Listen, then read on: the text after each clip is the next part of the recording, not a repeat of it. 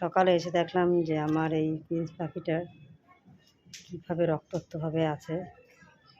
তো একে সম্ভবত ইঁদুরেই কামড়িয়েছে। খুব খারাপ লাগছে আমার।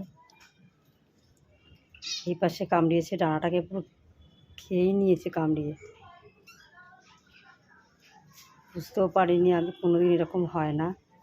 আমি সেই ফেব্রুয়ারি থেকে পাখি পুষছি, এখনও পর্যন্ত এরকম কোনো ঘটনা ঘটেনি। তো আমার সোনাটাকে এমনভাবে কামড়িয়েছে, এখান থেকে পাটা পুরো নিয়েই নিয়েছে, একটা পাকেও কামড়ে দিয়েছে, প্লাস ডানাটাকে কামড়ে দিয়েছে। ইঁদুরের কাজ ছাড়া কাউরই কাজ না। খুব কষ্ট হচ্ছে ওর জন্য। ওর সোনাটায় খুব, ও এখন কি করবে ও নিজেও ভাবতে পারছে না যে আমার পাও নেই, আমার ডানা নেই।